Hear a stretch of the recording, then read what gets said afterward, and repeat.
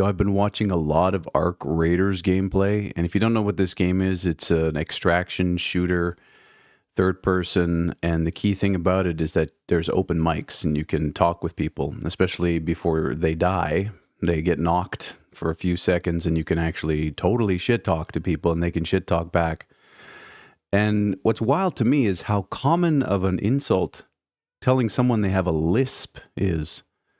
Like when did that start being a thing? Is that the modern day equivalent of calling someone a fag or a retard? Just you have a lisp, bro. I feel bad for people who have lisps. If you have a lisp, it's okay. It's cool. I like it. Sibilant, bro. Anyways, just an observation. Let's go. Re-entry, a space flight simulator. Will you look at all these buttons? Wow, did Steam change the way that screenshots open here? Wait, do we only have the one screenshot? Oh, wait, oh no. What is Steam doing? Oh, here we go. Hold on. Oh, weird. Yeah, they changed the way that screenshots work. So previously you were just able to click on the right or left side of the image to advance, but now they've added little buttons. All right. Anyway, speaking of buttons, boy, oh boy, someone has modeled an actual spaceship. Is it VR? Do you have to click all these buttons to make it work? Isn't it crazy how complicated spaceflight is just in general? You can't just get in and press the accelerator and away you go. There's a serious complication issue here. So many points of failure. But look at all those mechanical knobs and switches. Ooh, boy. All right. Do you have what it takes to be an astronaut? No, I absolutely don't. I would fail the physical. Re-entry is a realistic spaceflight simulator based on NASA's space programs, from the first American human spaceflight in Project Mercury, the Rendezvous, and EVA, that's extravehicular activities, of Project Gemini to the moon landing in Project Apollo. Did that happen? I guess it did actually happen. There's pictures. Are they real pictures? And was it all done in Sora? Came out on the 7th of November from Lyra Creative, self-published. They want $36 for it. What is with this new layout? Steam, what do you do to your site when I go to bed? All right, I mean, I guess this is better. So yeah, it's like it says, control almost every system like real astronauts. The engines are igniting, the mechanical systems are clinging below you, while thousands of gallons of fuel is pumping through the systems. Yeah, no thanks. You have to be insane. You have to be like a bungee jumper, skydiver type mentality to want to get on top of all that rocket fuel and go to a place that is completely agonistic. What do I want to say? Antithetical to human existence. No, space ain't where we need to go. We need to focus on what's going on this planet. Leave it to the robots, because it's going to be the robots. For the next 300, 400 years, it's going to be robots out there. Don't worry about it. There's no need for you to go out there and die. You want to know what it's like in space? Go to the bottom of the ocean or the middle of a desert somewhere and then try to survive. Anyways, welcome to Reentry Spaceflight Simulator. Surprised it's not VR. I wonder if there's a VR mode. There's nothing mentioned in the copy about it. Huh. I don't know how I feel about this new wide setup. I feel weird. All right, change is good. Did I say it was $45? I probably didn't. I was so shocked by how wide everything is. All right, let's go. Restaurats. It's the co-op slop that leverages people's love for ratatouille. Maybe. Yeah, you look like you're a bunch of rats and you run a kitchen of some kind. Got a nice soft sort of Fortnite-y clay sort of thing. Okay, there's a giant witch girl with huge tits. When did that happen? You can play poker in your restaurant and rats can give you the finger. All right, brother rat. Chop up those mushrooms, linguine, pinky, and brain. Oh, and the screenshots now just cycle. You don't know when you're at the end of them. Great. Yeah, I don't know, Steam. I don't know how much. I mean, you gotta roll with the punches. You gotta adapt. We gotta accept change when it happens. But it's tough sometimes, and the older you get, the harder it gets. Okay, I'm good with it. I'm good with it, Gavin. Whatever you want me to do. Lead a medieval restaurant with a team of rats like you. I'm not a. Did you call me a rat, motherfucker? Hiding in a bush at an extract kind of rat. Cook the food. I'm not going to lie. I used to do that in Tarkov all the time. Cook the food, throw it at the guests, wipe the drinks under the skeletons. Become a legendary rat chef, proving to orcs and vampires that the most delicious bloody meat is served in your restaurant. What? Who? Where did this come from? Creative, yeah. It came out on the 7th of November from Tor Studios, published by Polden Publishing. There is a demo, and they want almost $26, 25.88. Weird pricing there. And there's a huge roadmap here. New cooperative events, new outfits and decor, open lobby coming. In the second update, there'll be a big boss. The third update, okay, well, then there'll be DLC. So they're prepping your butthole for that. And then there's a secret fourth update that maybe includes Escape from Tarkov. I don't know. Dress to impress. Even if you're a rat with tons of customization options, you can create the weirdest, coolest, or most fabulous rat chef you've ever dreamed of. Roguelike cooking. Did you mention the roguelike elements? Each session is a fresh, chaotic adventure packed with crazy dishes. Wild baguette duels. Pick up a bread weapon and prove who's boss. This is too many games in one. This is the thing. They're trying to satisfy everybody, and you're going to end up satisfying nobody. And you get to throw food around. Time's ticking. The guests are hungry. Dropped it on the floor. Come on, we're rats. What did you expect? I don't know. Again, kind of co-op sloppy, so I don't have the friends for this, but you might. And here it is. There's a demo. Give it a try. Lone Fungus, Melody of Spores. All right. Pixel art, throwback, retro fetishism. Metroidvania where you're a mushroom. The Werp, he said, you smell like a field of daisies. Total disrespect. At least it didn't tell you had a lisp. Like, what is that?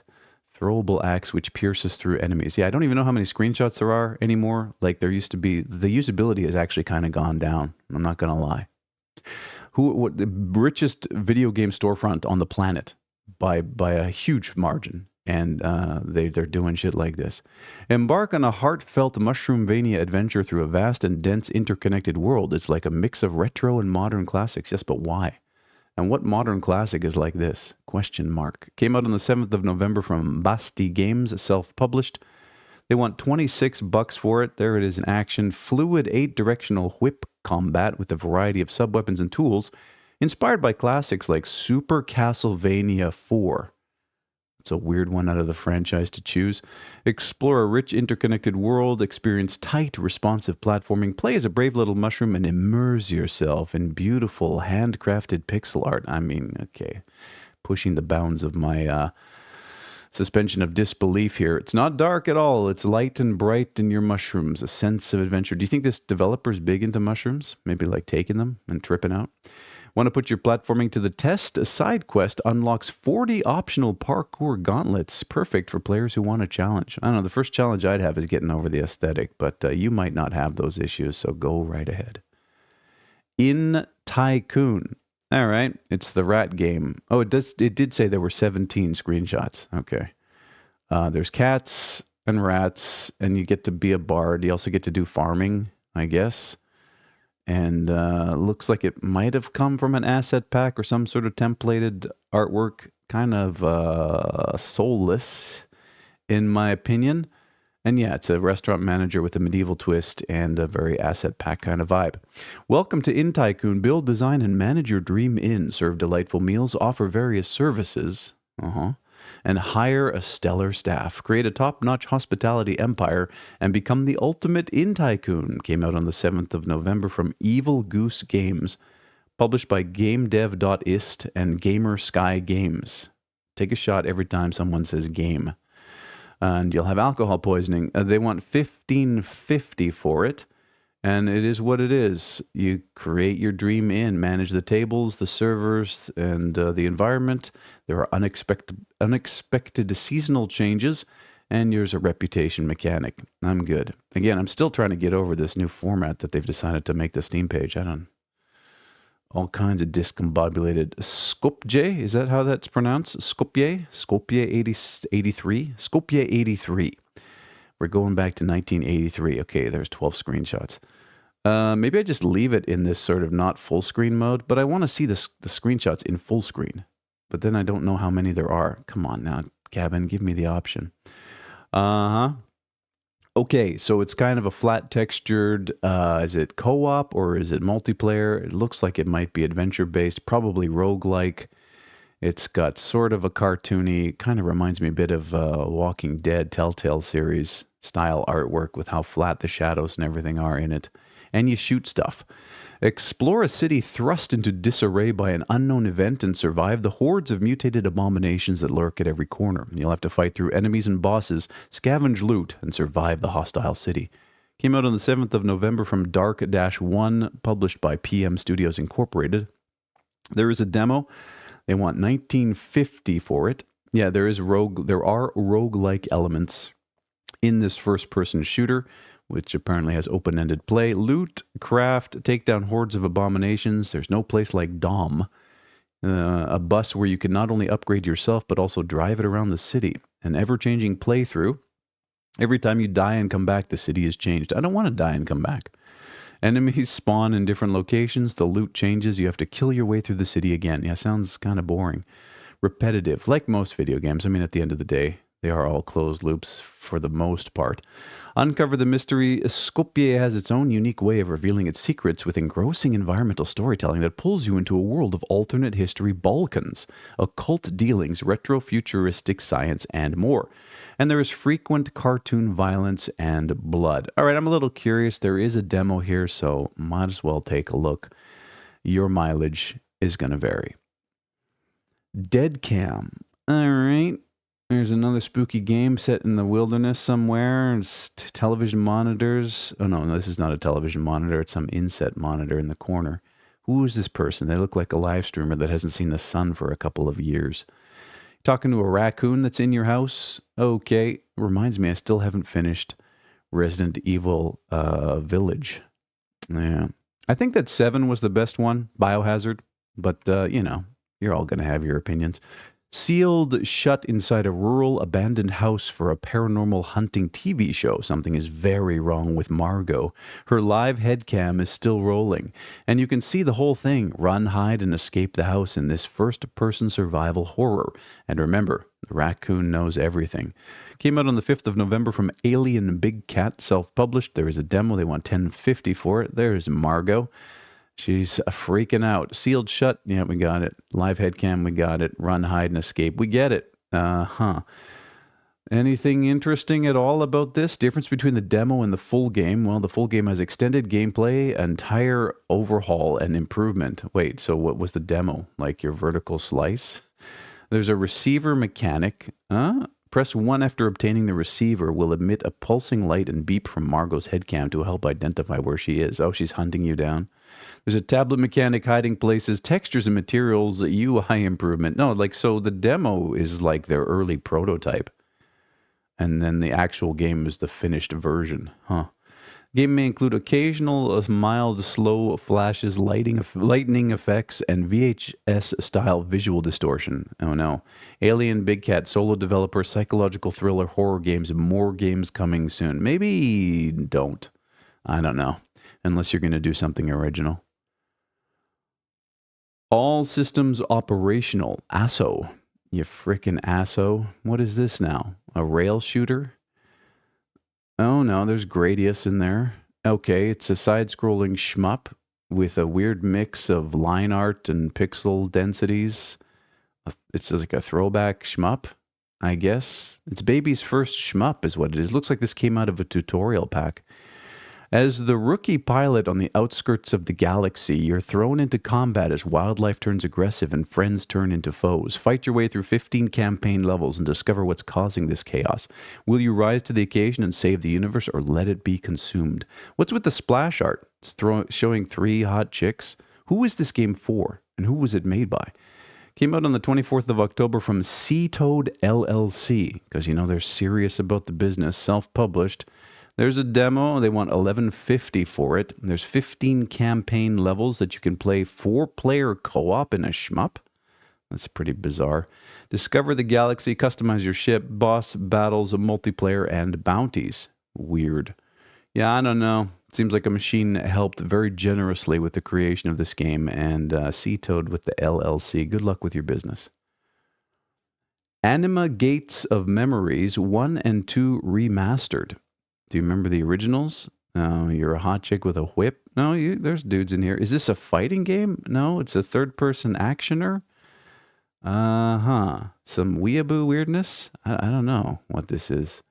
Somebody who is a weeaboo who made it, very likely. All right. Third-person action role-playing game that brings to life the world of Gaia from the Anima Beyond Fantasy role-playing game tabletop books. Oh. Explore a deep and multifaceted story where your choices and actions directly impact the journey and decide the fate of the characters. Came out on the 7th of November from Anima Project and Anima Publishing. Wow, they're all in on this, eh? They want $32.50 for it. I don't know. It looks like just an Unreal Engine experiment. Their existence will take an unexpected turn when they discover that all of them have been involved in something sinister. All of who? Oh. What is this? It weaves two fates together, one of a legendary monster and a mysterious girl with no memory of her past, the other of an immortal soul cursed to wander the world of forever. Isn't that three people? That's three fates. I don't know. If they can't count, can they make a game? There's a deep story, a combat system, there's spectacular and dynamic move chains, an interconnected world full of unique locations and memories. Each character has a large set of special skills that you'll be able to develop and customize as in a traditional role-playing game.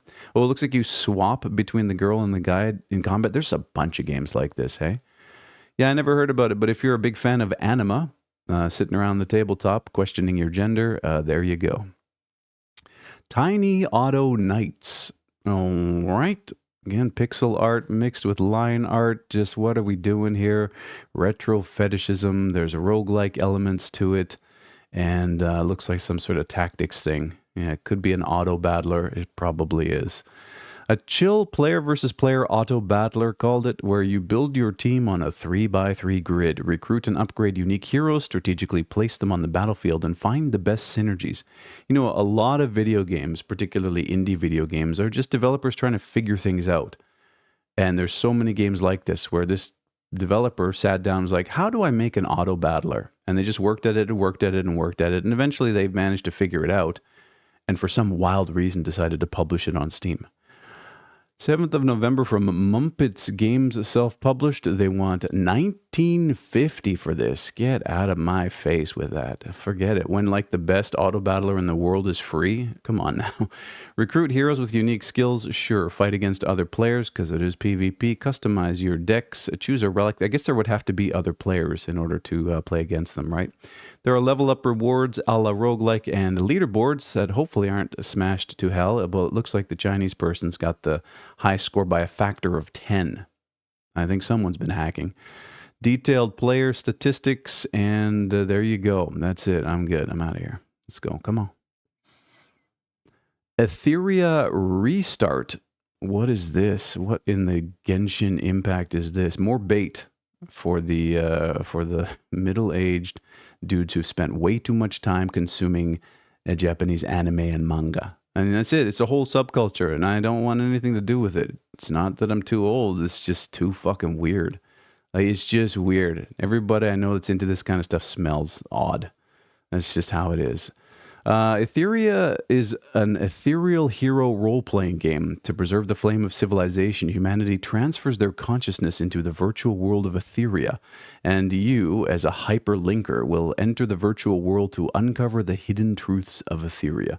Came out on the 23rd of October from XD. Self-published. Yeah, I'm going to trust that.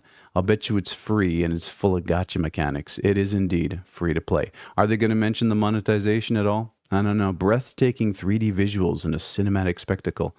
Yeah, what's wild is just how much money these games make, which gives you some idea of how many weirdos there are out there with just disposable income, just throwing their money down a virtual hole.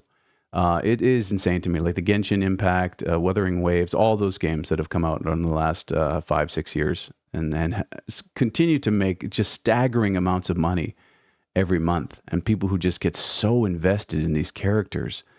These are the role models of a huge swath of the gaming culture. And it boggles my mind, like how far we've fallen as a society. I don't want no part of it. I'm good. Service with a shotgun. Now we're talking. All right, who's this? A pixel art throwback sort of thing? What do? You run an arms shop? No, you go out and do first-person shooting. Now this is a real throwback. This is like Doom level. What are we talking about here? You got to build defenses. I don't get this one. Service with a shotgun, SWAS for short. We'll be calling it SWAS. Hey, you playing SWAS this weekend? Oh, I'm all about the SWAS, bro. We full on SWASing it up. is a mashup of visual novel storytelling and chaotic wave game shooting. You're the last poor soul manning a beat-up roadside shop in the middle of the zombie apocalypse. Shoot straight, talk fast. Surely nothing can go wrong, right? Came out on the 6th of November from Nolan Van Sickle. If that's your actual name, congratulations. That's great. Published by Silver Lining Interactive. There is a demo. They want $8.62 for this. And it's survival customer service. I don't know if I could do this, bro. You're the last poor soul manning a beat-up roadside shop in the middle of the zombie apocalypse. Meet unhinged customers.